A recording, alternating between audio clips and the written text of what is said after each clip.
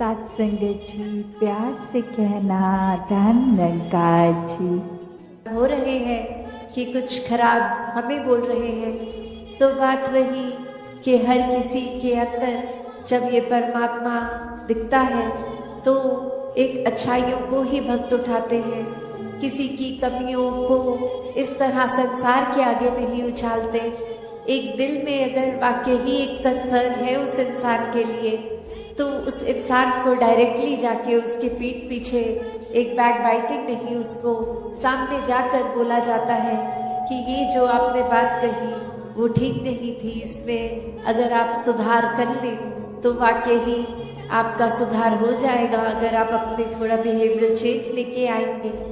और फिर संत यही समझाते हैं कि बिहेवियरल चेंजेस तो टेम्पररी फिर भी हो सकते हैं, कुछ देर की लर्निंग के लिए हो सकते हैं, फिर कभी और ये बिहेवियर वापस हो सकता है एग्रेसिव एंग्री। तो फिर कैसे हर समय के लिए एक मन को शांत रखना है, शीतल रखना है, मन में सहजता रखनी है, मन में सुकून का भाव रखना है, और एक तन मन धन हर रूप से, ये सामाजिक रूप से एक संदेश जो हमारे अंदर ये मिशन की आइडियोलॉजी वही एक हर एक तक पहुंचाई जाए।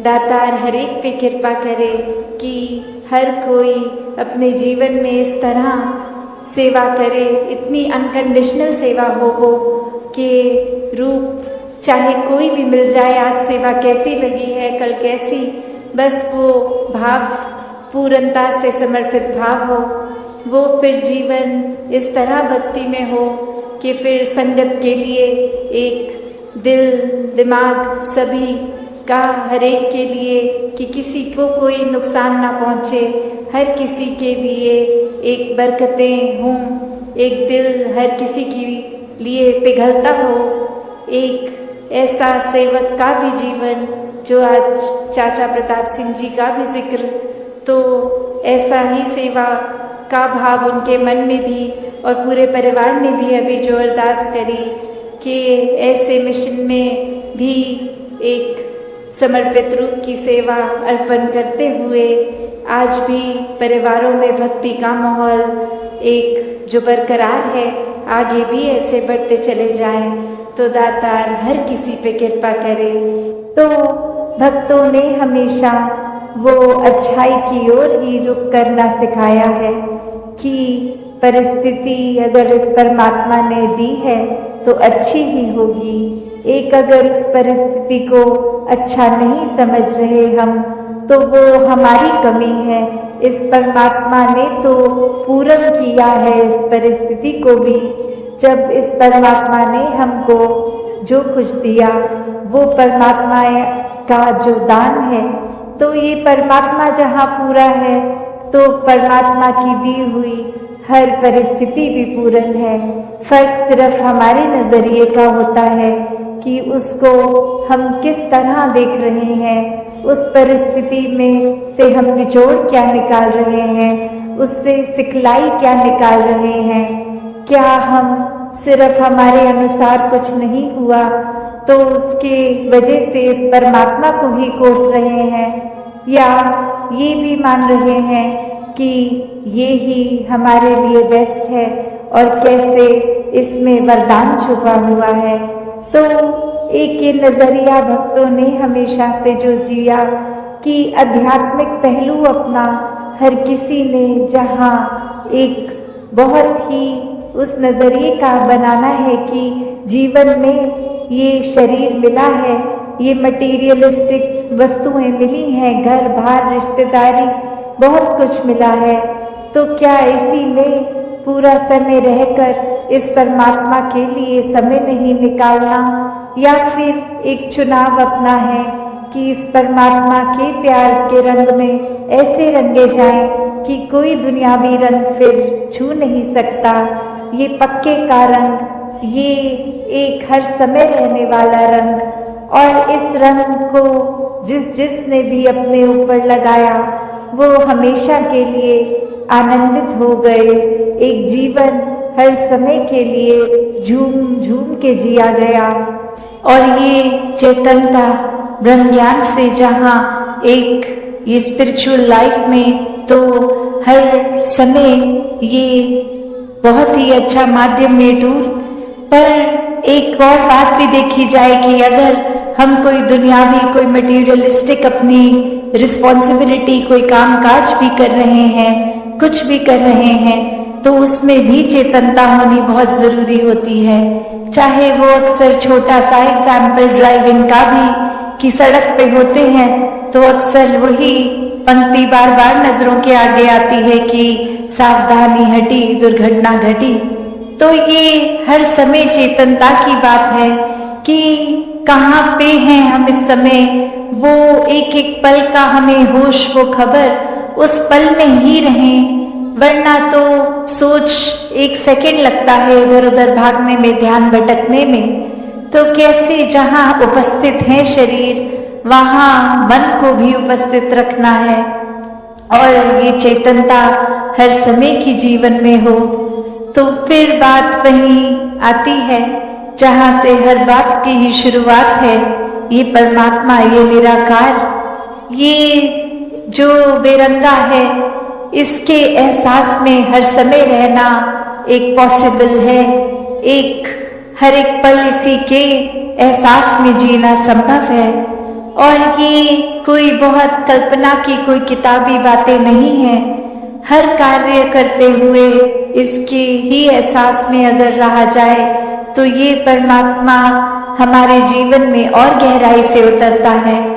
कैसे फिर जहाँ बात अभी जिक्र भी अहंकार का हुआ कि कैसे फिर मन हमारा अक्सर इतना ज्यादा, किसी ने थोड़ी तारीफ क्या कर दी, वो ही बात में इतना अपने आप को श्रेष्ठ मानते हुए एक ऐसी विचारधारा के अंतर्गत रोज जीना उठना खाना बैठना शुरू कि अब हमसे श्रेष्ठ तो कोई नहीं।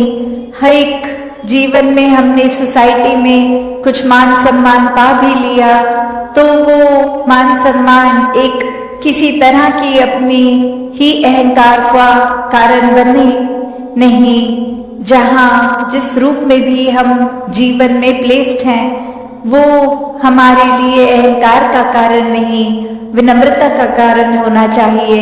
अपने दायरे में बहुत नाम कमा लिया है, एक हमारा कुछ औहदा कुछ रिस्पेक्ट बन गई है, एक तरह के हम सेलिब्रिटी बन गए हैं, कुछ दो चार लोग हमें जान गए हैं, तो ये एक इम्पोर्टेंट होने का अहंकार या कोई और तरह का अहंकार ये मन में घर कर लेता है। तो ये सारी चीजें सिर्फ इस्तेमाल के लिए और साथ में एक प्रभाव समाज पे भी इस तरह रहे भक्तों का शुरू से ही कि अपना भी कल्याण है और उनका भी कल्याण है। कोई भी काम भक्त किसी भी समय एक सेल्फिश होके सिर्फ अपने लिए नहीं करते। भक्तों को तो यही मन में होता है कि हर एक के दिल में ठंडक पहुंचे, हर एक के दिल में एक आराम हो, हर किसी के लिए एक भाव शुद्ध, हर एक कोई परमात्मा का ही रूप तो बहुत ही पूजनीय। किसी को भी भक्तों ने कभी चोट नहीं पहुंचाई, किया हो ना किया हो, उस टाइम हम अपने दिमाग को, इस चेतनता को, ये रैशनल को भी नहीं एक सामने रखते, बस हमने सोच लिया तो हकीकत ही बन गई वो हमारी। तो अक्सर संसार में इंसान अपने बहुत सारे ऐसे सत्य बना लेता है, तो कैसे वो सच्चाई हमने सोच ली, वो कल्पना कर ली, तो वो एक हमारा ही नजरिया, वो माय वे और द हाईवे वाली बात कि जो मेरे सोच है वही सही है, औरों की राय मैटर नहीं करती, औरों का तरीका मैटर नहीं करता। तो ऐसी सोच अगर है तो हमारी ग्रोथ कहाँ है उसमें। एक जीवन को फिर हमने इतना ही अपने आप अपनी ईगो से भर लिया, अपनी सोच से, अपने माइंडसेट को ही एक सही मानकर, तो कैसे इस जीवन में जब जिएंगे तो वो माया रूप यहाँ पे हावी होगा। क्योंकि when we are so full of ourselves तो हम लर्निंग कहाँ से करेंगे, जबकि इस निराकार, इस दातार ने तो हर जगह इस कण कण से शिक्षा लेने का एक रूप दिया है। इस परमात्मा से जुड़कर जीवन में खुद भी एक अपने रोशनी ही करा जा सकता है, फिर वो मन का ठहराव अपने आप आ जाता है। तो भाव वही कि संत जो होते हैं उनको फिर एक दुनियावी माहौल कैसा भी हो, एक आरामदायक हो ना हो, फिर भी एक संत तो उस दुनियावी माहौल में रहते हुए भी उस दुनियावी माहौल से ऊपर ही रहते हैं। एक आनंद की अवस्था में हर स्थिति में खुद को एडजस्ट करते हुए कि एक जहाँ स्थिति जो है उसको अगर वो सही भी करनी है तो उसमें प्रयत्न करना है, एक अपने दुनियावी रूप में अचीवमेंट सपने बनाकर उस तरफ चलना है। पर अगर परमात्मा को मंजूर नहीं और वो एक कार्य उस तरह से ना हो जैसा सोचा रखा है, तो भी एक परमात्मा को कोसते नहीं है भक्त, एक परमात्मा को शुक्राने भाव से यही मन के भाव रखते हैं कि इसी में ही भलाई होगी, इसलिए ये कार्य हम जैसे चाहते थे वैसे नहीं हो पाया। तो कैसे अपने जीवन को भक्तों ने हर समय इस परमात्मा के ही आसपास केंद्रित रखा कि एक दुनिया में हर दिन कैसा भी समय आ सकता है, पर ये परमात्मा ही है जिसके आश्रय एक अच्छा और बुरा समय दोनों ही आराम से कट जाते हैं, जहाँ फिर ये मन में सोच नहीं आती कि एक जीते जी बेचैन है और जीने के बाद जब ये मौत हो जाएगी तो इस आत्मा का क्या होगा। क्योंकि जिन्होंने जीते जी इस परमात्मा को जान लिया, देख लिया, इसके साथ जीवन का हर पल अपना जिया, तो उनको पता है वो चैन से जी रहे हैं और जो चैन से ही जीता है वही चैन से मरता है। और कैसे ये आत्मा को जीते जी जहाँ चैन मिल गया, अपनी असली घर का पता चल गया, एक क्या है ये आत्मा वाक्य में, सिर्फ शरीर नहीं है, एक आत्मा तो इस परमात्मा का अंश है। तो बात वही कि कैसे हर एक में जहाँ हर किसी में इस परमात्मा को देखना है, हर एक के अंदर वो कैपेसिटी है, वो पोटेंशियल है कि कैसे इस परमात्मा के सारे गुण हम चाहे एक मनुष्य के शरीर में है, पर परमात्मा जैसे दैवीय गुणों से हम युक्त हो सकते हैं, ह्यूमन वैल्यूज से युक्त हो सकते हैं। ये मन में कंपैशन, काइंडनेस, दया, क्षमाशील होना, एक मन में प्यार का भाव, प्रेम का भाव, ये लव, ये सरेंडर, ये ब्रॉड माइंडेड होना, हर एक को एक्सेप्ट करना, हर किसी के लिए वही भाव हो कि ये इंसान से बहुत कुछ हमें सीखने को मिल सकता कि किस तरह हर कोई ये सत्कार का पात्र है, क्योंकि इतनी बड़ी रात ये निरंकार परमात्मा जिसके भी हिस्से में है और बाकी भी जो अभी अपरिचित हैं उस ब्रह्म ज्ञान से, तो हर एक में जब वो देखेंगे तो मन सिर्फ वो प्यार करेगा, सत्कार करेगा। और फिर हम हर एक को वो बेनिफिट ऑफ डाउट की जो बात आती है कि अगर किसी ने कुछ हमें गलत भी कर दिया, कोई किसी का कर्म हमें दुख पहुंचाता है, तो अपने उस व्यक्ति से गुस्सा ना करके सिर्फ एक ही भाव मन में अपने आप आएगा कि उस व्यक्ति की शायद कोई मजबूरी रही होगी, आज उसका हो सकता है दिन अच्छा ना रहा हो, कोई किसी ने कुछ उसको बुरा बोल दिया हो तो इसलिए उसका मन कड़वा हुआ है, इसलिए उसके बोल कड़वे निकले हैं। तो जब तक ये बात नहीं हम दे पाएंगे अगले को बेनिफिट ऑफ डाउट, तब तक हम वो सत्कार, ये प्यार कुछ भी नहीं उस तरह दे सकेंगे।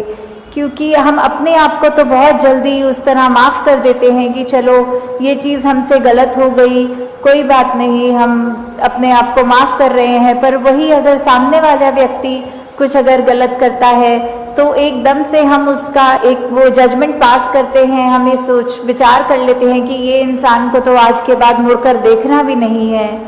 तो हमें इस तरह अपने जीवन में सुधार करना है कि किसी ने अगर कुछ गलत कर भी दिया तो उसके लिए भी मन से यही अरदास करनी है कि दातार कृपा करके ये जो भी कमियां हैं हमारे अंदर, दूसरों के अंदर, वो दूर होती जाए और ऐसे ही प्यार और सत्कार जग में बढ़ता चला जाए। हाँ जी। गुण गावण नित ऐसे एक दे, ऐसे दा दीदार करन।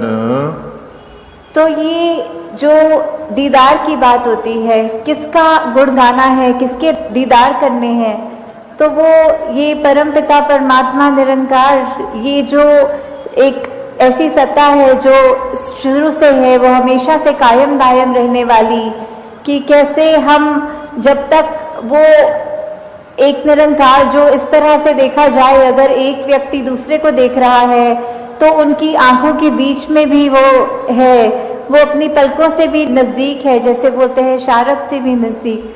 तो इतना करीब होने के बाद जब वो अपनी आंखों से नहीं खुद देखा जाता, वो संतों का संग करने के बाद ही ये दात प्राप्त होती है, जो अपने लिए तो सुखदायी होती भी है और हमारे जीवन में वो ऐसा एक हमारा पल पल बना देती है कि हर पल में सिर्फ ये निरंकार प्रभु परमात्मा का शुक्रिया निकलता है हर समय, और वो भाव कि इसी के ही हमेशा गुणगान करने हैं।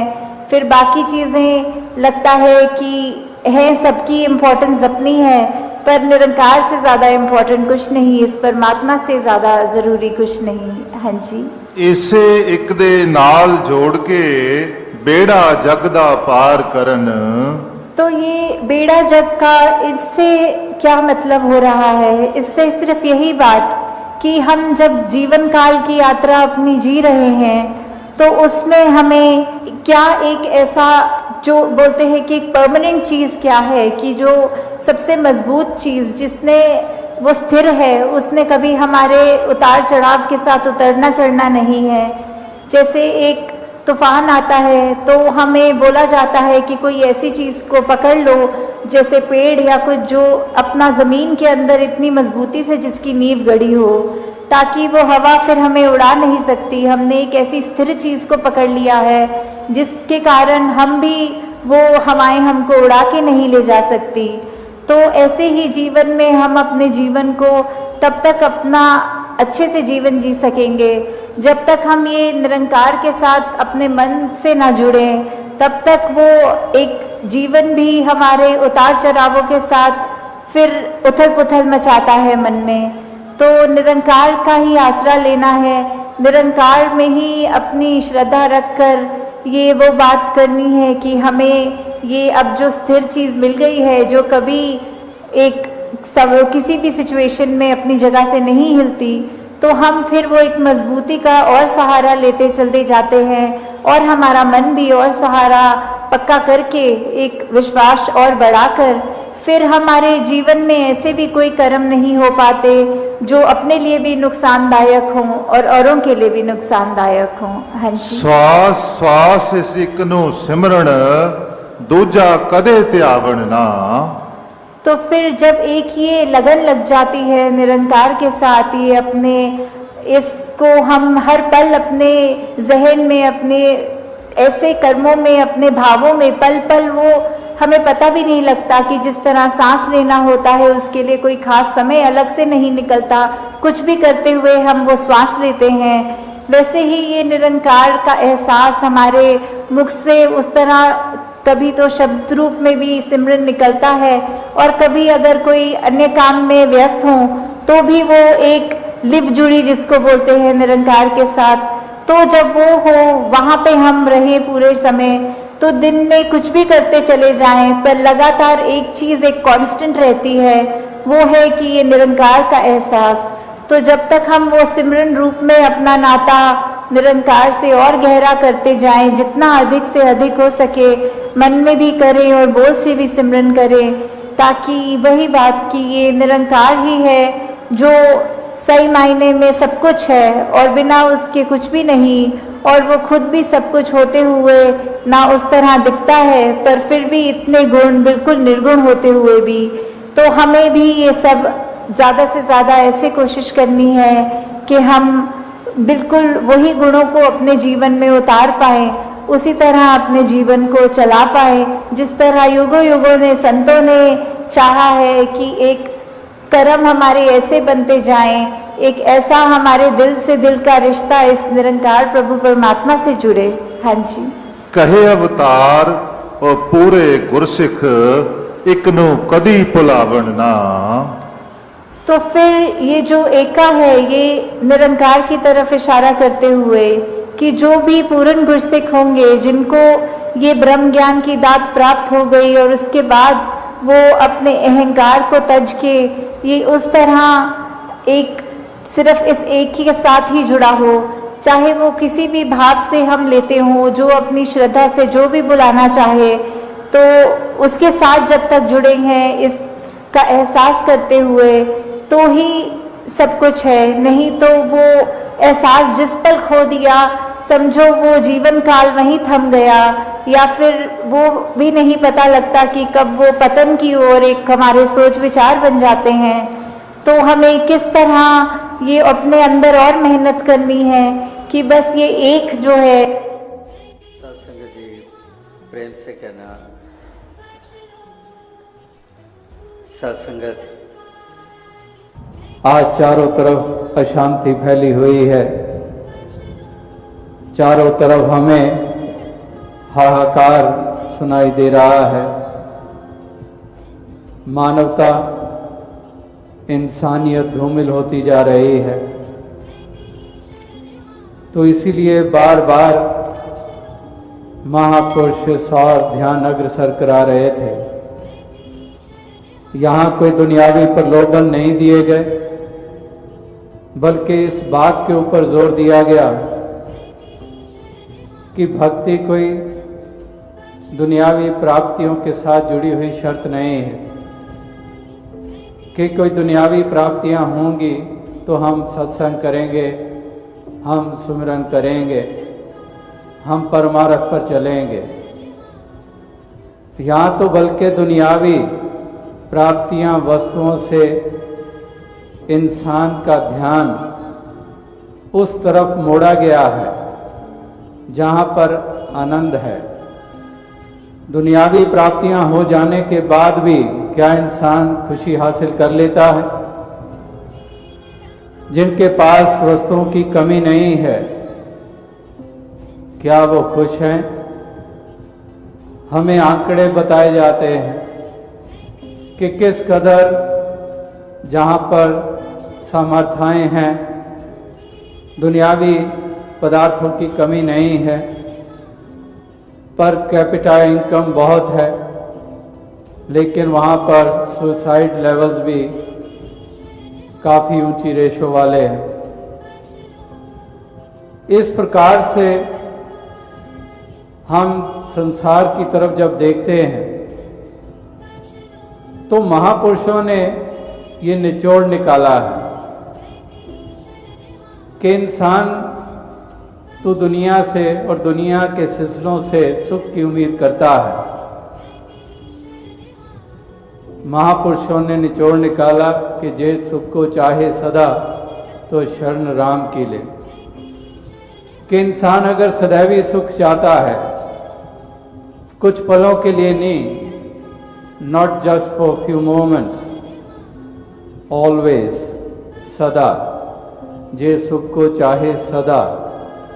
सदा का मतलब होता है ऑलवेज, हर वक्त, लोक पर लोक। तो जे सुख को चाहे सदा तो शरण राम की ले। इस राम की शरण लेने से, प्रभु से नाता जोड़ने से ही एक हमें आनंद और सुख हासिल होता है। तो इसलिए महापुरुष संत जन इस राम की तरफ हमारे मन को मोड़ रहे थे। संसार में रहते हैं, दुनिया में रहते हैं, इसलिए हमारा ध्यान संसार की तरफ ही रहता है। इस परमात्मा, ईश्वर, निराकार दातार की तरफ ध्यान नहीं जाता। अगर जाता भी है तब कोई मुश्किल की घड़ी आ गई, तब कोई रीति रिवाज, कोई रिचुअल्स का पालन करना है, तब। महापुरुषों ने कहा कि इस प्रभु परमात्मा निराकार के साथ नाता जोड़ लो, इस राम की शरण ले लो, इस प्रभु परमात्मा ईश्वर को जीवन का आधार बना लो। सुख की घड़ी है तब भी, कुछ पाया है तब भी, कुछ हाथों से निकल गया है तब भी। इसीलिए महापुरुषों ने कहा कि सुख ना ए जग करे जो बहुते मीत, जो चित राखे एक स्यों शेष पावे नीत। कहते हैं कि जो इस एक जो चित राखे एक से, जो इस एक प्रभु परमात्मा, इस ईश्वर निराकार दातार, इसके साथ अपना चित्त जोड़ लेता है, ये मन जोड़ लेता है, तो वही निता प्रति सुख प्राप्त करता है, वो आनंद का भास करता है। तो इसलिए महापुरुष यहाँ पर हमें यही ध्यान दिला रहे थे कि इंसान ठीक है, तुम संसार में पैदा हुए हो तो ये संसार के पदार्थ हैं, इनका भोग कर रहे हो, इनका सेवन कर रहे हो, इनमें विचरण करते हो, लेकिन ये एहसास रहे कि ये सब कुछ मिट जाने वाला है, ये सब कुछ यहीं का यहीं रह जाने वाला है। इंसान सारी उम्र लगा देता है, सारा जीवन लगा देता है, सारी शक्तियां लगा देता है दुनियावी प्राप्तियों के लिए, लेकिन जिस स्रोत से आनंद मिलना है, जिससे इस आत्मा का भी कल्याण होना है, इसकी तरफ अग्रसर नहीं होता। कहने वालों ने कहा है, everything else can wait but the search for God can not wait. Everything else can wait, लेकिन हम इसी की तरफ ध्यान नहीं देते। मैं फूल चुनने आया था बागे हयात में, दामन को खारजार में उलझा के रह गया। मैं फूल चुनने आया था, इस मंजिल को पाने आया था, इस इटर्नल ट्रुथ को पाने आया था, अपने आप को जानने आया था, लेकिन मैंने अपने दामन को खारजार में उलझा के रख दिया।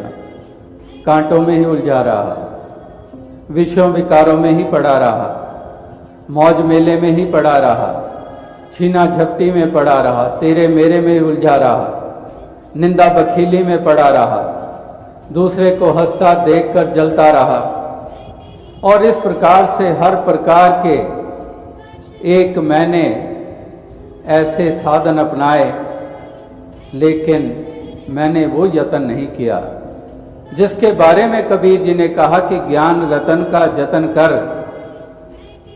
माटी का संसार आया कबीरा फिर गया, फीका है संसार। कि ज्ञान रतन का जतन कर। If at all you have to make efforts, ज्ञान रतन का जतन कर। इस ज्ञान रूपी रतन का जतन कर ले, इसका यत्न कर ले तो। लेकिन ये बीच में संसार ये उलझा देता है और इस प्रकार से इंसान खो जाता है। ये तो ऐसा महापुरुष संत जन भक्त जन इंसान को युगों युगों से ये संदेश देते आ रहे हैं, ये अवेयरनेस उनमें लाने का यत्न करते आ रहे हैं। अगर अवेयरनेस हो जाती है, एनलाइटनमेंट हो जाती है, इंसान को तब पता चलता है कि वाकई ही मैं क्या करते चले जा रहा था, मैं जीवन किस प्रकार किस तरफ लगा रहा था, मैं किन चीजों को विशेषता दे रहा था। और यही अवेयरनेस जिसके बारे में कहने वालों ने कहा है, the most awful thing is that one can never be aware of what he is not aware of. इस प्रकार से इंसान को यही अवेयरनेस नहीं है कि वो किस चीज के प्रति अवेयर नहीं है। ये जिसको अवेयरनेस आ जाती है, जिसको ये एनलाइटनमेंट प्राप्त हो जाती है, वाकई ही वो जान जाता है कि मैं क्या क्या खो बैठा था, मैंने क्या क्या गंवाया है, ये श्वासों रूपी पूंजी मैं कहाँ लगाता चला गया हूं। ये पूंजी है, ये सरमाया है, श्वास पूंजी। जरा सोचें, जरा सी सांस उखड़ने लगे क्या क्या ख्याल आते हैं, कहीं ये सांस रुक ना जाए, मेरा अंत ना हो जाए, परिवार वालों का क्या होगा। जब सहज में श्वास चल रहे थे उस वक्त कोई ख्याल नहीं, उस वक्त चित चेते भी नहीं। श्वास उखड़ रहे हैं तो तब ध्यान आ रहा है, श्वासों की कीमत का एहसास हो रहा है। श्वास नगाड़ा कूच का बाजत है दिन रैन, के श्वास नगाड़ा कूच का बाजत है दिन रैन। ये नगाड़ा बज रहा है, नगाड़े बजते हैं। We often listen to drum beats, our own breath is that drum which is beating day in and day out all the time. It is giving us message that this drum beating will stop somewhere suddenly. ये एक लड़ी कहीं ना कहीं टूट जाने वाली है। क्या भरोसा है जिंदगानी का, आदमी बुदबुदा है पानी का। ये पता नहीं है कि कब ये लड़ी टूट जाने वाली है। तो कबीर जी कहते हैं कि श्वास नगाड़ा कूच का बाजत है दिन रैन। ये दिन रात नगाड़ा बज रहा है, लेकिन अगर तुम्हारे पास वो कान होते तो सुन लेते कि ये कूच का नगाड़ा बज रहा है। इंसान अगर पैदा हुए हो, हमेशा नहीं इस संसार में रहोगे, यहां से जाना ही होगा। यहां कोई हमेशा नहीं रहा है। गुरु पीर पैगंबर नहीं रहे, तुम कहां रहोगे। भूल जाओ कि तुम्हारे पास दौलत है तो रहोगे, तुम्हें हुकूमतें मिल गई हैं तो रहोगे, तुम्हारे पास विद्या है, बहुत डिग्रियां हासिल की हैं तो रहोगे। नहीं, बलवान, धनवान, विद्वान कोई हमेशा नहीं रहा। आए हैं सो जाएंगे राजा रंक फकीर। राजा के पास दौलत है तो नहीं टिका रह सकता है। रंक भी जाता है, राजा भी जाता है, साकत भी जाता है, साधु भी जाता है। राम गयो रावण गयो जा का बहु परिवार, कहो नानक फिर किछ नहीं सुपने जो संसार। तो इस प्रकार से ये एक अटल सच्चाई है, और इसी सच्चाई को इंसान भुलाकर जीवन जीता है। तो इसलिए महापुरुष संत जन ये याद करवाते हैं। अक्सर जब कूच की या मौत की बात या जीवन की यात्रा की संपन्नता की बात होती है, तो कहने वाले अक्सर कह देते हैं कि ये तो डराया जा रहा है, ये तो भय दिया जा रहा है। ये डराने की बात नहीं, ये कोई ख्याली बात नहीं है कि कोई ख्याली बात की जा रही है कि ऐसा कोई भूत प्रेत आएगा, ये होगा, वो होगा, वहां जाओगे तो ऐसा वो झपटा मारेगा। ऐसी कोई बात नहीं। ये सच्चाई का बयान है। कौन है जो ये कहे कि ये सच्चाई नहीं है, कि जो आया संसार में वो जाएगा। तो आओ साथ संगत, महापुरुष संत जन हमें इटर्नल शाश्वत की तरफ मोड़ रहे हैं। इस प्रभु परमात्मा ईश्वर की तरफ मोड़ रहे हैं, इस निराकार की तरफ मोड़ रहे हैं कि इस प्रभु परमात्मा निराकार के साथ तुम अपना नाता जोड़ लो, इस ब्रह्म की प्राप्ति कर लो, इस हरि निराकार को जान लो।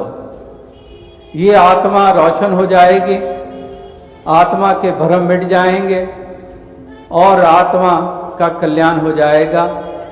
ये साइकिल ऑफ बर्थ्स और रीबर्थ से ये ऊपर उठ जाएगी और इसको एक मोक्ष और मुक्ति प्राप्त हो जाएगी। जैसे कि भगवान कृष्ण ने कहा, जहां पर भगवान कृष्ण ने ये बात कही, अर्जुन को नाना प्रकार से समझाया कि ये हमारा शरीर ये उस वस्त्र के समान है जो आत्मा बदलती रहती है। ये वस्त्र ये शरीर धारण करती रहती है। ये शरीर वस्त्रों का रूप है इस आत्मा के लिए। जहां पर उन्होंने ये शरीर बदलने की बात, ये चोले बदलने की बात ये की है, वहां पर मोक्ष की भी बात की है, मुक्ति की भी बात की है। तो इसलिए इंसान तूने इस तरफ ध्यान देना है। पलदा वासा वसण एथे ਰਹਿਣ ਨੂੰ ਅੱਗੇ ਡੇਰਾ ਏ, ਲੈਲਾ ਤੋਹਫੇ ਘਰ ਨੂੰ ਕੱਲੀ ਇਹੋ ਵੇਲਾ ਤੇਰਾ ਏ। कि पल दा वासा वसन इथे रहन नो अगे डेरा है, कि यहाँ नहीं तूने रहना है। तो आओ साथ संगत, ये ईश्वर पारब्रह्म परमात्मा इस निराकार दातार का बोध करना है तूने, इसके साथ मन का नाता जोड़ना है, तभी तेरी आत्मा का कल्याण होगा, इसके बंधन टूटेंगे और तभी वास्तविकता में तेरे मन को भी वो सुकून, वो आनंद, वो ब्लिस प्राप्त होगा। तो आओ साथ संगत, अजीब सी बात कि इस मन को अगर मोड़ना है तो वो भी मन ही साधन बनता है। किस प्रकार से इस मन को ही समझाना पड़ता है, हे मन मेरे भूले कपट ना कीजिए। फिर मन को कहा जा रहा है, कपट कहाँ पर है? मन में ही है, और मन को ही कहा जा रहा है कि तू सवार ले। तो इस प्रकार से इस मन की तरफ महापुरुषों ने ये बार बार ध्यान दिलाया है। तो आओ साथ संगत, इस मन में अगर ये दीप जग जाता है, अगर ये ज्ञान का उजाला स्थापित हो जाता है, तो ये मन रोशन हो जाता है और मन के सारे वो भ्रम मिट जाते हैं। भ्रम मिटते हैं तो इंसान ऐसी अवस्था में आ जाता है जिस अवस्था में रहकर जब जीवन की यात्रा को तय किया जाता है, वो आनंदमय यात्रा होती है, वो एक सुकून वाली यात्रा होती है। वहाँ पर फिर छीना झपटी नहीं, वहाँ पर त्याग की भावना पैदा हो जाती है, दूसरे के काम आने की भावना पैदा हो जाती है। फिर इंसान दूसरे के लिए ये जीवन की यात्रा को तय करना शुरू कर देता है। वो फिर एक अपने आप तक सीमित नहीं रह जाता है, वो केवल और केवल अपने लिए नहीं फिर सोचता है, वो निरंतर औरों के लिए सोचता है। उसको हर वक्त ये एहसास रहता है कि वाकई ही ये जो मुझे मिल गया है, ये जो दौलत मुझे हासिल हो गई है, यही सच्ची दौलत है, यही कायम दायम रहने वाली दौलत है। और ये बाकी सभी तो ये सबे कुछ मिट जाना है, ये बाकी सब कुछ तो मिट जाना है। तो इसलिए मैं खामखा क्यों अपने आप को उलझाए रखूं। तो इसलिए ये निरंतर ऐसे वो संकीर्णताओं से वो केवल अपने हर्षो हवस से ऊपर उठ जाता है और वो आनंद प्राप्त करता है। वही बात कि जे सुख को चाहे सदा, अगर इस आनंद को, इस सच्ची खुशी को हासिल करना चाहता है तो इंसान तुझे एक हमेशा इस प्रभु परमात्मा, इस निराकार, इस दातार से नाता जोड़ना होगा। महापुरुष संत जन यही आवाज दे रहे हैं कि इंसान अगर इस बात के ऊपर जोर दिया गया है कि प्रभु को जानना है, इस हरि परमात्मा के साथ नाता जोड़ना है, इसका बोध हासिल करना है, तो वहां पर यह भी बात बता रहे हैं कि तुम्हें साधन कौन सा अपनाना होगा, वरना तो इंसान ये सारी उम्र बिता देगा और सारी उम्र बिता देता है लेकिन इसकी प्राप्ति नहीं होती है। इंसान कहाँ कहाँ नहीं ढूंढता है। एक तो जहाँ से बात आरंभ की कि इंसान का ध्यान ही नहीं जाता, इस तरह अवेयरनेस ही नहीं आती है, ये जागृति नहीं आती है, ये विषयों विकारों में ही पड़ा रहता है, दुनिया और दुनिया के मौज मेलों में ही उलझा रहता है। इस प्रभु परमात्मा निराकार की तरफ ध्यान ही नहीं जाता है। और दूसरे प्रकार के लोग जिनका ध्यान तो जाता है लेकिन वो कहाँ कहाँ इसको ढूंढ रहे हैं, वनों में, जंगलों में। और महापुरुषों को कहना पड़ा कि काहे रे बन खोजन जाए, सर्व निवासी सदा लेपा तोहे संग समाई।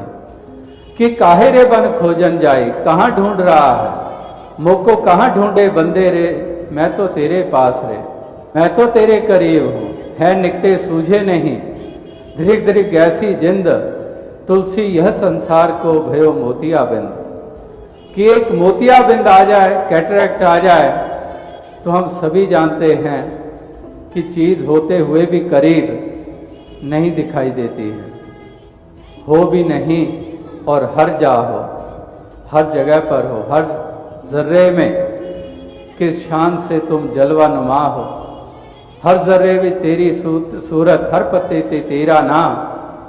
और जो जान जाते हैं वो देख रहे हैं, वो नज़ारा ले रहे हैं कि हर जर्रे में किस शान से तू जलवा नुमा है, हर जर्रे में तेरा जलवा देख रहा हूं।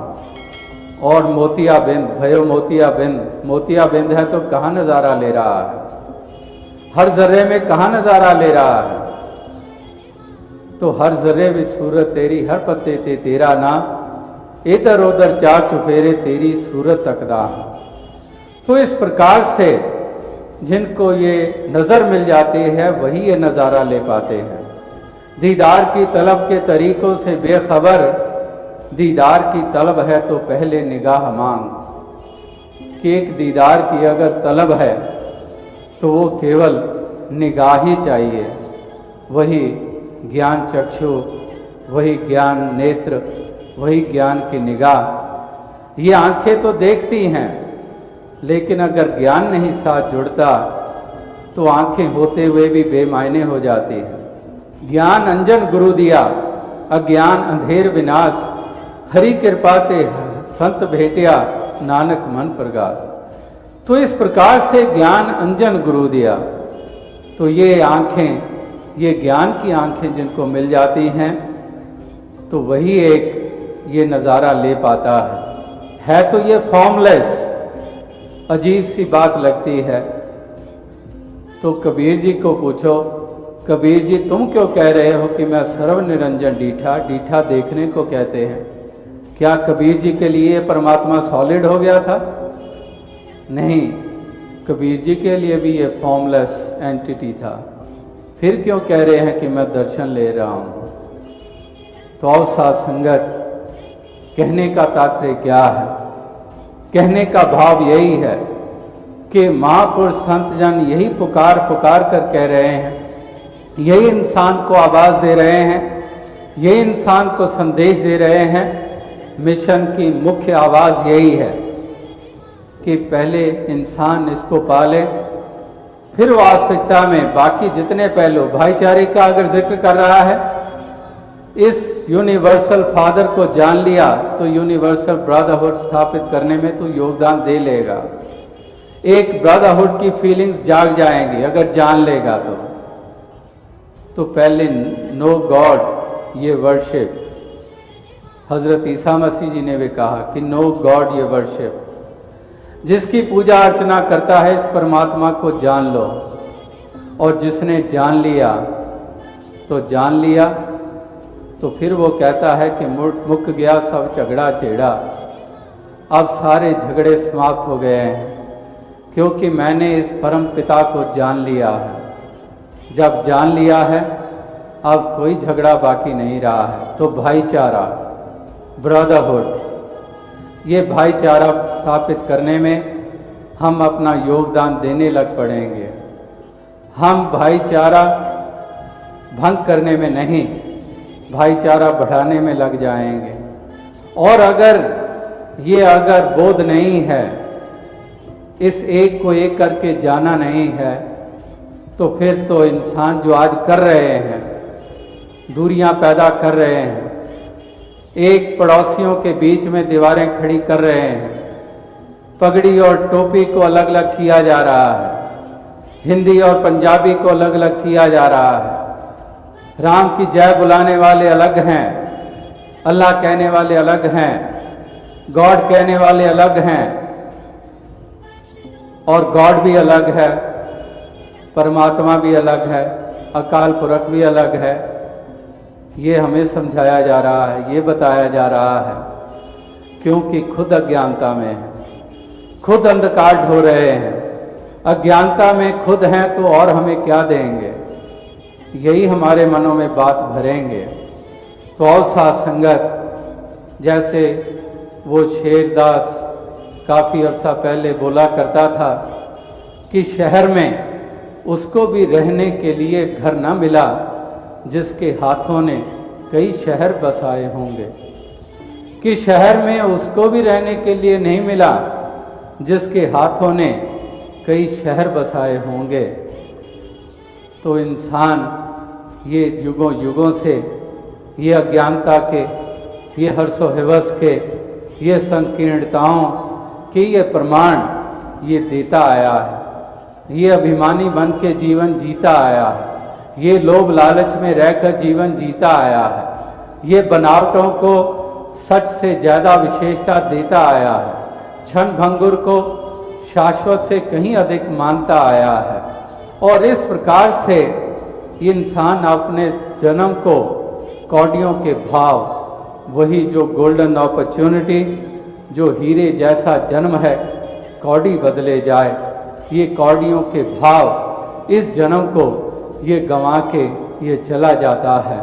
तो आओ साध संगत, महापुरुष संत जन यही आज भी संदेश दे रहे थे, यही पुकार पुकार कर कह रहे थे, यही आवाज़ दे रहे थे कि इंसान अपनी आत्मा का कल्याण कर लो, आत्मा का नाता परमात्मा से जोड़ लो, और इसी प्रकार से इस मन का नाता भी इसके साथ जोड़ लो, ताकि मन भी रोशन हो जाए, मन में भी खड़ी दीवारें गिर जाएं, मन में भी जो विपरीत भाव हैं उनसे उभर जाएं, और इस प्रकार से इस मन से निरंतर वो एक जो विकार हैं, मन में जो एक विपरीत भावनाएं हैं, इस मन से उनको निकालते चले जाएं, और इस प्रकार से सहजता के साथ, आनंद के साथ इस जीवन की यात्रा को तय करते चले जाएं, एक भाईचारे की भावना को बढ़ाते चले जाएं, और चारों तरफ एक सुंदर रूप इस संसार को देते चले जाएं। जो आज स्वरूप बिगड़ चुका है, जहाँ पर हिंसा है, जहाँ पर वायलेंस है, जहाँ पर एक दूसरे को जिंदा जलाया जा रहा है, एक दूसरे को नीचा दिखाने की कोशिशें हो रही हैं, अपनी सुप्रीमेसी कायम करने के लिए कितनों को अनाथ बनाया जा रहा है। तो इस प्रकार से ये एक चाल जो इंसान ने पकड़ रखी है, तो दातार ऐसी कृपा करे कि सभी को समय रहते हुए ही जागृति मिल जाए, ताकि सभी अपने इस जन्म को सफल भी करें, अपने आप को आनंदित भी करें, और दूसरों को भी एक सुंदर देन देने में अपना योगदान दे पाएं। यही एक शुभकामना, यही अरदास, यही प्रार्थना करते हुए दास और शब्दों का सहारा ना लेते हुए आपसे इजाज़त चाहेगा। साध संगत जी, एक अनाथ लड़की और भगवान। साध संगत जी, आशा करता हूँ निरंकार की कृपा से आप सभी अच्छे होंगे, स्वस्थ होंगे। साध संगत जी, आप जी के चरणों में बहुत ही सुंदर प्रेरणादायक कहानी विचार, जिसका विषय है एक अनाथ लड़की और भगवान। तो आइए साध संगत जी जानते हैं इस कहानी के माध्यम से। साध संगत जी, यह कहानी है एक अनाथ लड़की की, जिसके जीवन में न कोई सहारा था न कोई अपना। बचपन में माता पिता को खोकर वह दुनिया की ठोकरों में पलती रही, लेकिन जब सब ने उसका साथ छोड़ा, तब एक ऐसा साथ मिला जिसने न केवल उसे सहारा दिया, बल्कि उसे जीवन की सच्ची राह भी दिखाई। और वह साथ था परमात्मा का, इस निरंकार का। यह कहानी हमें सिखाती है साध संगत जी के जब सब दरवाजे बंद हो जाते हैं, तब भगवान खुद रास्ता बन जाते हैं। साध संगत जी, छोटे से गांव एक कोने में स्थित एक पुराना अनाथालय था, जहां 7 साल की एक छोटी सी लड़की साक्षी रहती थी। जन्म लेते ही माँ चल बसी, और 2 साल की होते होते पिता भी इस दुनिया से चले गए। दुनिया के लिए वह एक बोझ बन चुकी थी। उसे न कोई समझता न कोई प्यार करता, वह बस एक कोने में चुपचाप बैठी रहती, आसमान की ओर देखती और किसी को बिना देखे बातें करती। एक दिन अनाथालय की एक सेविका ने पूछा, तू किससे बात करती है? साक्षी बोली, मैं भगवान से बात करती हूँ। वे सुनते हैं जब मैं रोती हूँ, वो मुझे चुप कराते हैं। सेविका ने हंसते हुए कहा, भगवान कहाँ होते हैं? वो नहीं आते किसी की मदद को भी। लेकिन साक्षी को भरोसा था भगवान होते हैं और वे जरूर आएंगे। अनाथालय में रहते हुए साक्षी बड़ी होने लगी। 12 साल की उम्र में ही वह खाना बनाना साफ सफाई करना, दूसरों की मदद करना सीख गई। मगर जीवन आसान नहीं था। बहुत बार भूखा रहना पड़ता, कई बार कपड़े नहीं थे पहनने को और अक्सर ताने मिलते थे।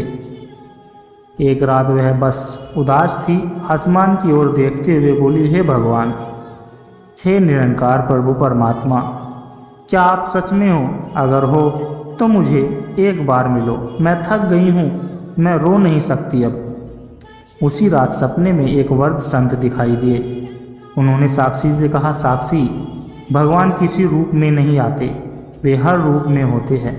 तू सेवा कर, तू प्रेम दे, तुझमें ही भगवान प्रकट होंगे। साक्षी की आंखें खुली। वह सपना नहीं, कोई अनुभूति थी। उस दिन से उसने निर्णय लिया कि अब दूसरों के लिए जिएगी। साक्षी अब रोज अनाथ बच्चों की मदद करती, बीमारों की सेवा करती, खुद कम खाकर दूसरों को खिलाती। 16 साल की उम्र में उसने एक पुराना किताबों का ठेला शुरू किया, जिससे वह बच्चों को मुफ्त में पढ़ाती थी। धीरे धीरे उसकी मेहनत रंग लाई। गांव में कुछ लोग उसकी सेवा भावना से प्रभावित हुए। एक वृद्ध दंपत्ति ने उसके कार्यों में सहयोग देना शुरू किया। जब उसने पूछा कि क्यों साक्षी, मदद क्यों कर रही हो, तो उसने कहा, इस लड़की में तो हमें भगवान का ही रूप दिखता है। साक्षी मुस्कुराई। अब उसे जवाब मिल चुका था, भगवान उसमें ही बसने लगे थे। एक दिन गांव में महामारी फैल गई। बहुत लोग बीमार हुए, डॉक्टर नहीं थे, दवाई नहीं थी। उस समय साक्षी ही सबका सहारा बनी। दिन रात सेवा की, हर बीमार को संभाला, खुद भी बीमार हो गई मगर किसी से कुछ नहीं कहा। एक दिन वह बेहोश होकर गिर पड़ी। लोग समझ गए वह अब ज़्यादा नहीं झेल सकती। डॉक्टरों को बुलाया गया मगर देर हो चुकी थी। लोगों ने आंखों में आंसू लिए कहा, जिसने सबकी सेवा की आज उसे कोई बचा नहीं पाया। जिसने सबकी सेवा की आज उसे कौन बचाएगा। तभी वहीं वृद्ध संत एक बार फिर प्रकट हुए। इस बार जागते हुए उन्होंने साक्षी के माथे पर हाथ रखा और कहा, जिसने सेवा में जीवन बिताया वह कभी नहीं मरता। आज से यह साक्षी नहीं, साक्षात भगवान का अंश बन गई है। और चमत्कार हुआ। साक्षी धीरे धीरे ठीक होने लगी। लोगों ने इसे चमत्कार कहा, लेकिन साक्षी ने कहा, यह सेवा का फल है। अब साक्षी ने एक नया आश्रम शुरू किया, जहां बच्चों को पढ़ाई, बुजुर्गों की सेवा और सबको सत्संग मिलता था। वह रोज एक ही बात कहती, भगवान को मत खोजो, सेवा करो। जहाँ सेवा है वहीं सच्चा भगवान है। उसका जीवन एक उदाहरण बन गया। दूर दूर से लोग उसके पास आते, मार्गदर्शन लेते और सेवा का अर्थ समझते। सासंगत जी, यह कहानी सिर्फ एक अनाथ लड़की की नहीं है, बल्कि उस हर आत्मा की है जो दुनिया की ठोकर खाकर भी विश्वास नहीं छोड़ती। साक्षी ने भगवान को खोजा नहीं, जिया। उसने दुनिया को दिखाया कि जब हम दूसरों के लिए जीते हैं तो भगवान हमारे भीतर जाग जाते हैं। तो सासंगत जी, याद रखिए, जब सब साथ छोड़ दे तब भी एक साथ हमेशा रहता है, और वह साथ होता है इस पार ब्रह्म परमात्मा निरंकार का, और वह मिलता है सेवा में, प्रेम में और विश्वास में। सासंगत जी, भरोसे की डोर एक अनाथ लड़की की और भगवान की। कभी सोचा है जब कोई बच्चा इस दुनिया में अकेला रह जाता है तो उसके जीवन की डोर किसके हाथ में होती है? यह कहानी आराध्य की, जो जन्म से ही अनाथ थी, लेकिन उसने कभी भगवान से गिला नहीं किया। जब सबने उसे छोड़ दिया तब भगवान ने एक अनदेखा बट गहरा साथ निभाया। यह एक ऐसी यात्रा है जो दर्द से शुरू होकर विश्वास की रोशनी तक पहुंचती है। यह कहानी एक घंटे की है। सत्संग जी, आपकी आत्मा तक छू जाएगी। उत्तराखंड की वादी में एक छोटा सा गांव था, जहां मंदिर बहुत थे पर रिश्तों की गर्माहट कम थी। एक तूफानी रात को मंदिर के द्वार पर एक नवजात बच्ची मिली। एक पुराने कंबल में लिपटी हुई पास में एक चिट्ठी थी जिसमें लिखा था, जिसने भी इसे पाया इसका पालन कर लेना, ये भगवान की देन हो। मंदिर के पुजारी ने उसे उठाया और उसका नाम आराध्या रखा। पुजारी ने कुछ दिन उसे पाला, मगर लोगों के कहने पर उसे गांव के बाल कल्याण गृह में भेजना पड़ा। वहां की दुनिया अलग थी, न प्यार था न अपनापन। छोटी सी आराध्या को एक बात समझ आई, किसी को मेरी परवाह नहीं सिवाय एक के, जिससे मैं हर रात बात करती हूँ, और वो है यह निरंकार। आराध्या ने 5 साल की उम्र में ही अपनी एक छोटी सी दुनिया बना ली थी। एक कोने में भगवान की तस्वीर, थोड़ी सी मिट्टी की बनी दीपक, और उसका हर दिन की शुरुआत तुरंत भगवान से बातचीत में होती थी। भगवान मुझे स्कूल भेज दो ना, भगवान आज अच्छा खाना था, थैंक यू भगवान, सब मुझे क्यों डांटते। धीरे धीरे उस अनदेखे रिश्ते में एक ऐसी गहराई आ गई कि उसे कोई अकेलापन महसूस नहीं होता। एक रात वह बहुत बीमार हो गई। बहुत तेज बुखार था, पर कोई ध्यान नहीं दे रहा था। वह बुदबुदाई, भगवान अगर आप सच में हो तो मुझे ठीक कर दो, मैं सेवा करूंगी आपकी। सुबह जब आँख खुली तो बुखार पूरी तरह उतर चुका था। डॉक्टरों ने कहा यह चमत्कार है, पर आराध्या मुस्कुरा दी, नहीं, ये मेरे भगवान का हाथ है। 12 साल की होते होते आराध्या को बाल गृह छोड़ना पड़ा। उसे पास के एक शहर में भेजा गया, जहां उसे बर्तन धोना, झाड़ू लगाने का काम दिया गया। एक कोठी में नौकरानी बनकर रहने लगी। कई बार उसे मार भी पड़ी, खाना नहीं मिला, नींद पूरी नहीं होती, मगर एक चीज कभी नहीं टूटी, वो था उसका विश्वास। एक रात वह छत पर जाकर आसमान की ओर देखती और कहती, भगवान मैं जानती हूँ आप मेरे पास हो, भले आप दिखते नहीं, पर मैं जानती हूँ आप सुनते हो। एक दिन कोठी के मालिक ने उसे चोरी के इल्जाम में निकाल दिया। अब वो सड़क पर थी, अकेली, भूखी और थकी हुई। वो फुटपाथ पर बैठी हुई रो रही थी। तभी एक बुजुर्ग औरत उसके पास आई और बोली, बेटी भूखी हो? आराध्या ने सिर हिलाया और कहा, हाँ। औरत ने उसे खाना खिलाया और कहा, आओ मेरे साथ, मैं एक आश्रम में चलती हूँ जहाँ बेसहारा लड़कियों को सहारा दिया जाता है। वो आश्रम आराध्या के लिए भगवान की भेजी राह बन गया। वहाँ उसे पढ़ने का मौका मिला, योग, संगीत और आत्मनिर्भर बनने का मार्ग मिला। उसने अपनी पढ़ाई में जी जान लगा दी। 5 साल में वो आश्रम की सबसे होशियार और शांत लड़की बन गई। वहाँ की अधीशिक्षा ने कहा, इस बच्ची में कोई विशेष बात है, इसके चेहरे पर सच्चा विश्वास झलकता है। आराध्या रोज सबको प्रार्थना करना सिखाती, सबको कहानियाँ सुनाती, पर एक दिन की कहानी सबसे खास होती थी कि एक अनाथ लड़की और भगवान की दोस्ती, और सब लड़कियां ताज्जुब करती, क्या भगवान सच में उसके दोस्त है। अब आराध्या 20 साल की हो चुकी थी। उसने समाजशास्त्र में स्नातक किया और एक एनजीओ में काम करने लगी जो अनाथ बच्चों के लिए स्कूल चलाता था। अब वो खुद अनाथ बच्चों को कहती, तुम अकेले नहीं हो, भगवान हमेशा तुम्हारे साथ होते हैं, जैसे मेरे साथ थे। एक बार एक कार्यक्रम में उसे बुलाया गया जहां बड़े बड़े अधिकारी, संत और समाज सेवी मौजूद थे। जब उसने मंच पर जाकर अपनी कहानी सुनाई तो पूरा हॉल खड़ा होकर ताली बजा रहा था। कार्यक्रम के बाद एक संत ने आकर कहा, बेटी तूने भगवान को नहीं देखा पर जी लिया, तुझसे तो हम भी सीख सकते हैं। साथ संगत जी, अब आराध्या ने अपना ही एक आश्रम खोला और उसका नाम रखा विश्वास निकेतन। यहाँ हर अनाथ बच्चे को परिवार मिलता, हर पीड़ित को सहारा मिलता और हर टूटे मन को विश्वास। वो खुद रोज रसोई में खाना बनाती, बच्चों को पढ़ाती और सबसे ज़्यादा समय प्रार्थना में बिताती। उसके कमरे की दीवार पर बस एक ही चीज टंगी थी और वह थी, जब दुनिया साथ छोड़ दे तो बस भगवान का हाथ थाम लेना।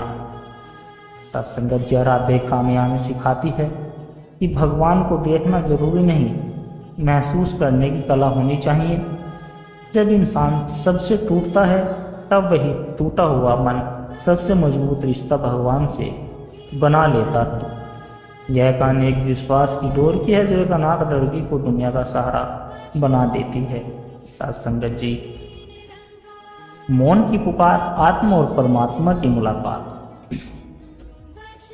यह एक ऐसी अनाथ लड़की की कहानी है जिसने न केवल अपनों को खोया बल्कि अपने अस्तित्व का अर्थ को भी खो दिया था। और उसका नाम निर्मला था और वह जीवन की हलचल में भी मौन में जीती थी।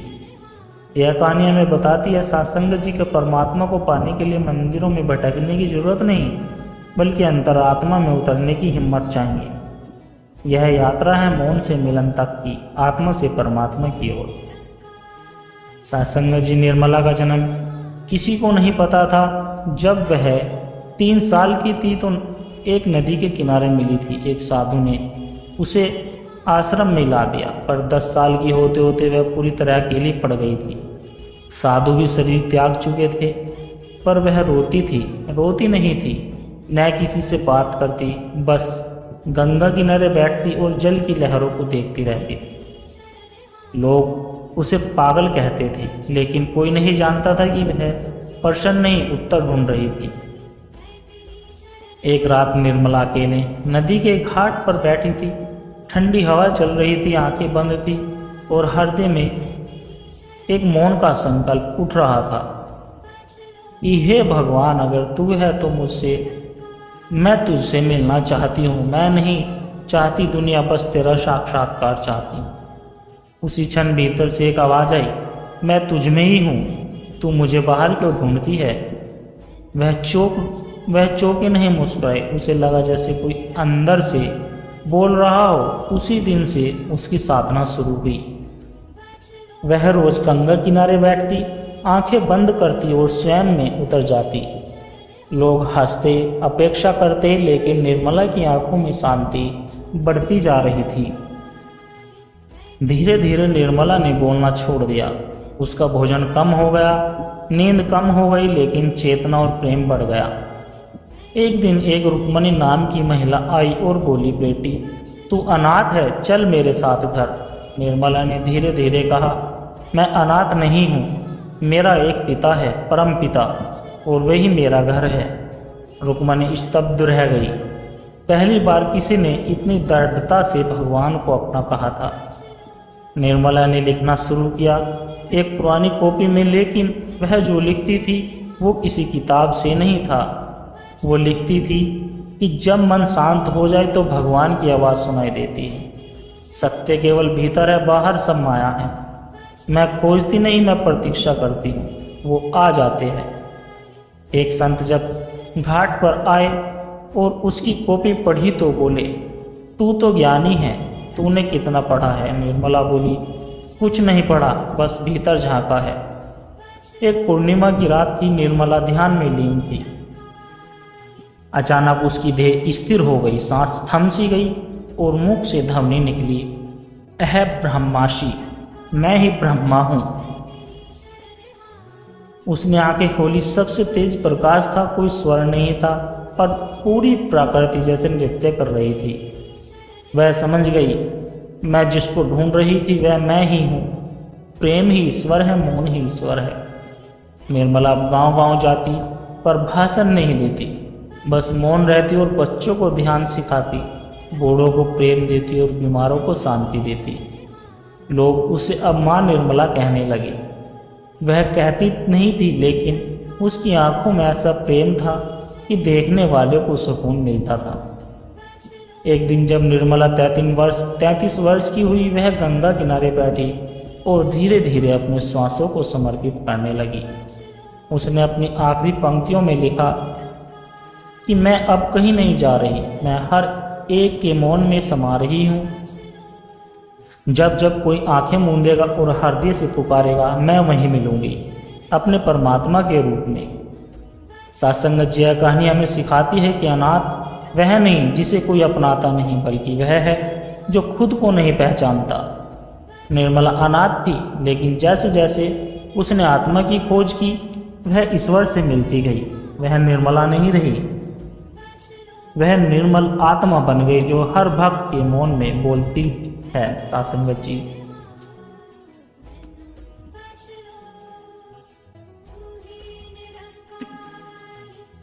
भगवान और सेवक समर्पण की शक्ति। जब हम भगवान को पहचानते हैं तो केवल एक उपास्य नहीं रह जाते, बल्कि हमारे जीवन के हर क्षण में सहभागी बन जाते हैं। यह कहानी एक सच्चे सेवक की है जिसने भगवान को केवल पूजा की वस्तु नहीं बल्कि जीवन का परम लक्ष्य मान लिया। उसकी सेवा निस्वार्थ प्रेम और समर्पण ने खुद भगवान को उसे दर्शन देने पर विवश कर दिया। यह कहानी श्री रामपुर नामक गांव के एक युवक धर्मदास की है।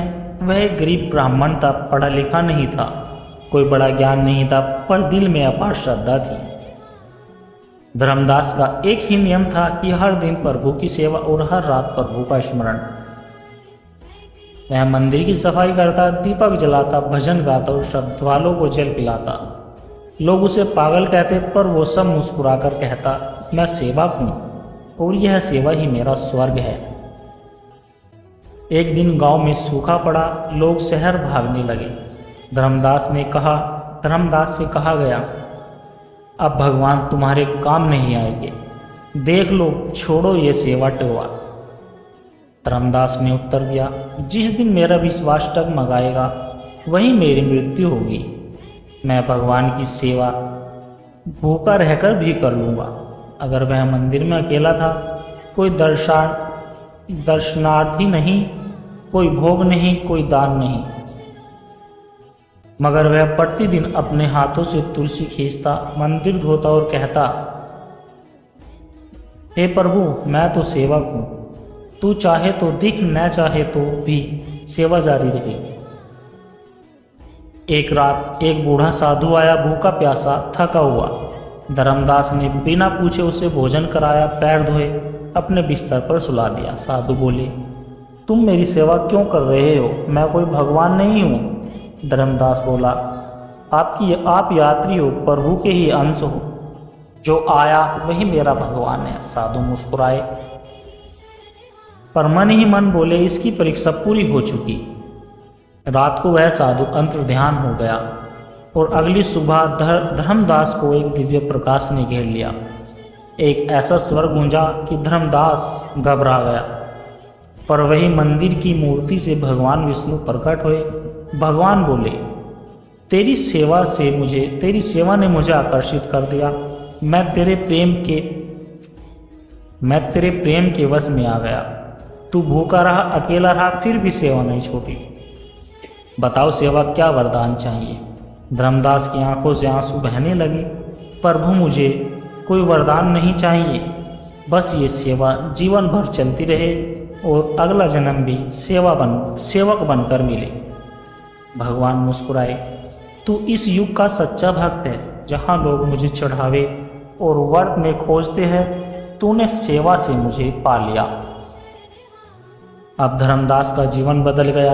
गांव में जल बरसने लगा, लोग लौट आए, मंदिर एक बार फिर भर गया। लोग कहते, धर्मदास की सेवा ने भगवान को बुला लिया। धर्मदास अब पहले की तरह ही रहता, सादा वस्त्र, नंगे पांव, सेवा में लीन। वह कहता, भगवान को पाने का सरल मार्ग है सेवा बिना स्वार्थ, बिना इच्छा। जहाँ सेवा है वहाँ प्रभु स्वयं आ जाते हैं। सत्संगत जी, एक दिन धर्मदास ने गंगा स्नान किया, भजन गाया, मंदिर साफ किया और प्रभु से कहा, अब बुला लो प्रभु, सेवा पूरी हुई। रात को वह सोया और फिर कभी नहीं उठा। मंदिर के गर्भगृह में उसकी फोटो लगाई गई और लिखा गया, यहाँ धर्मदास जैसा सेवक ने भगवान को पाया था, सेवा के माध्यम से, समर्पण के द्वारा। सत्संगत जी, यह कहानी हमें सिखाती है कि भक्ति में सबसे ऊंचा मार्ग सेवा है। भले मंदिर बड़ा न हो, भजन अच्छा न हो, पर अगर सेवा सच्ची है तो भगवान आते हैं और सेवक को अपना बना लेते हैं। सत्संगत जी, दास के द्वारा कहे गए प्रेरणादायक कहानी विचार यदि आप जी को अच्छे लगे हो तो वीडियो को लाइक करें, शेयर करें और कमेंट बॉक्स में धन निरंकार जी जरूर लिखें। और दास को आशीर्वाद है कि आप जी के चरणों में हर रोज ऐसे ही प्रेरणादायक कहानी लेकर आता रहूं। सत्संगत जी, प्यार से कहना, धन निरंकार जी।